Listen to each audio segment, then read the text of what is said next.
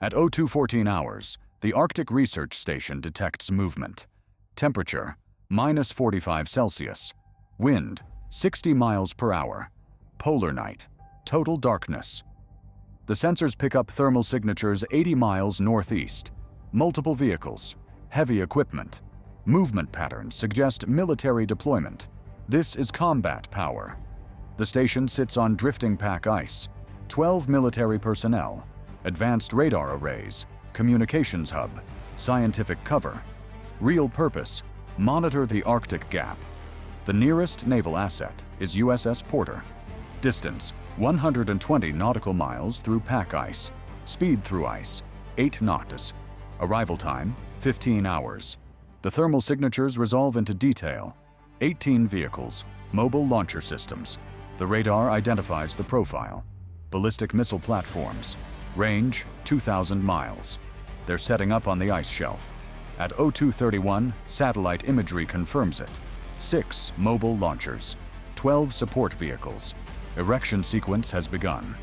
The missiles will be operational in 4 hours. Once operational, they can strike targets across 3 continents. The station commander has immediate decisions to make. Protocol says report and wait for orders. But communication satellites pass over the Arctic every 90 minutes. Next window, 47 minutes. The enemy will have operational missiles before the message gets through. At 0238, he breaks protocol. He transmits on emergency frequency, high power. The signal reaches a P-8 Poseidon patrol aircraft, 400 miles south. The message is relayed. Northcom receives it at 0241. The combatant commander has tactical nuclear assets within range. Submarine-launched cruise missiles. Strike time, 18 minutes. But firing means crossing the threshold. First strike on enemy military assets in the Arctic. No declaration of war, no diplomatic warning. Just missiles in the polar night. Which force breaks first? A. Air Defense. B. Naval Group C. Command Network. The Northcom commander requests authorization. The chain goes to the Pentagon, to the White House. At 0255, the decision comes back. Negative on missile strike. Too much escalation risk. Alternative: special operations insertion. Fast rope from helicopters. Neutralize the launchers. Extract before enemy response. But the weather makes helicopter operations impossible. Wind exceeds safety margins by 200%. Visibility: 0. Temperature will freeze hydraulic fluid in 30 minutes. The alternative to the alternative: ground insertion. The station has 4 snowmobiles, 6 armed personnel. Distance to target: 40 miles across broken pack ice. Travel time in these conditions: 4 hours minimum. The missiles will be operational in 3 hours 40 minutes. At 0308, the station commander makes his own decision. He sends 4 personnel on snowmobiles. 2 stay behind. He loads the snowmobiles with everything they can carry. AT-4 anti-tank weapons, thermite grenades, demolition charges. Each snowmobile can carry 2 people and 200 pounds of equipment. The team departs at 0322. Temperature has dropped to -48. Wind chill, -75. Exposed skin freezes in 90 seconds. They navigate by GPS and thermal imaging. The ice is treacherous. Pressure ridges every half mile. Open water leads that froze yesterday. The ice groans under them. One snowmobile breaks through thin ice at 0415. The operators abandon it. 4 personnel now on 3 snowmobiles. They've covered 18 miles. 22 remain. At 0440, they're spotted. Enemy patrol helicopter. It circles once. Thermal camera sweeps across the ice. The team stops, turns off engines, lies flat on the ice. Body heat bleeds into the frozen surface. After 3 minutes, hypothermia begins. After 5 minutes, the helicopter departs. The team restarts. Fingers are numb. One operator has frostbite on his face. They continue. What happens next changes everything. At 0511, the station radar detects enemy reinforcements. 3 transport aircraft inbound. Range: 200 miles. They're bringing additional forces to protect the missile site. ETA, 90 minutes. The ground team is still 12 miles from target. At 0528, USS Porter breaks through an ice field. The captain has been driving his ship at maximum power. Hull plating is buckling, but he's cut the distance. New arrival time, 8 hours. Still too late. The ship carries Tomahawk cruise missiles. Range, 1,000 miles. The missile site is 120 miles away. Well within range. The captain requests weapons free. Denied. Washington still fears escalation. At 0545, the ground team reaches a position 2.3 miles from the missile site. They can see the launchers. Thermal imaging shows the missiles are in vertical position. Fueling has begun. Operational status, 40 minutes away. The team has 4 AT-4 launchers. Effective range, 300 meters. They need to get 20 times closer. The approach is across open ice, no cover. Floodlights illuminate the entire site. Guard patrols every 200 meters. The team leader counts 40 enemy personnel. His team, 4 people. Temperature, -50. The AT-4 launchers are rated to -40. At this temperature, the propellant may not ignite, or it may explode in the tube. At 0602, they begin the approach. Crawling, using ice ridges for minimal concealment. Progress, 50 meters every 10 minutes. They need to cover 2,000 meters. That's 400 minutes. 6 hours, 40 minutes. The missiles will be operational in 35 minutes. The math doesn't work. At 0615, the enemy transport aircraft arrive. They land on a prepared ice runway. 200 troops disembark. The site security increases 5-fold.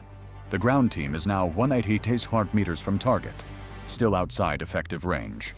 One operator suggests a suicide run. Drive the snowmobiles directly at the launchers. Detonate the demolition charges on impact. It would destroy maybe 2 launchers. The other 4 would survive, and the team would be dead. Necessary defense or catastrophic overreach. At 0628, Washington reconsiders. The missile site is nearly operational.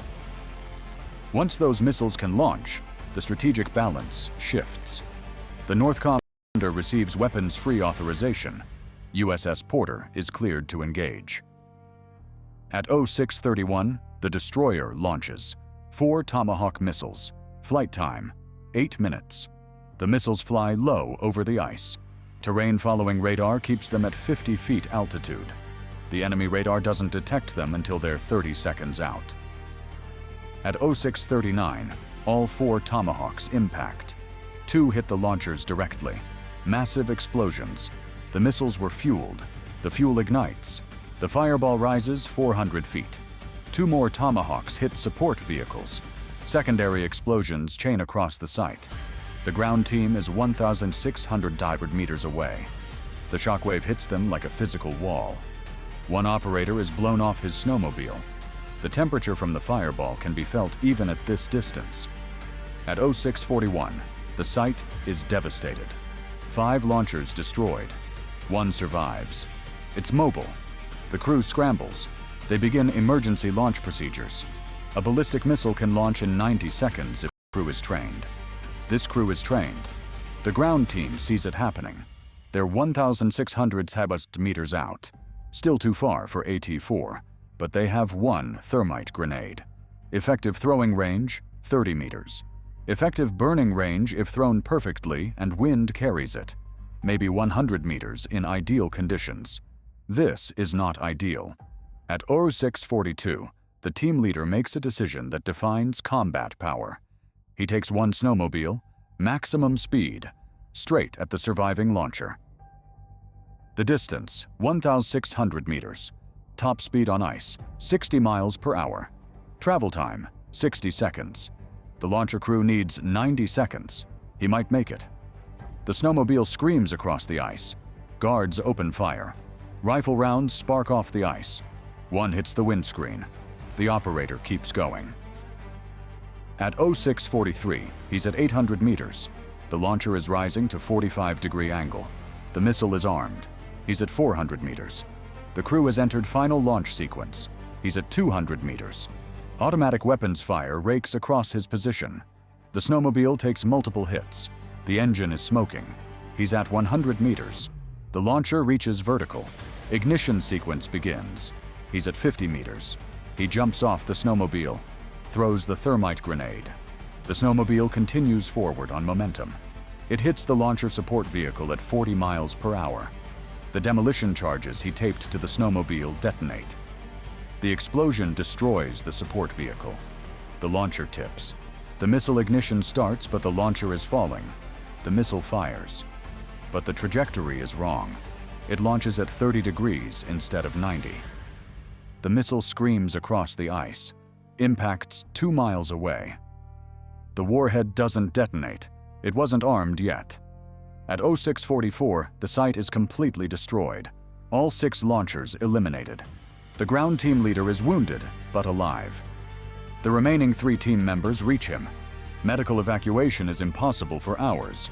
How many interceptors can one destroyer launch simultaneously? A. 24B, 96C, over 200. At 0715, enemy reinforcements respond.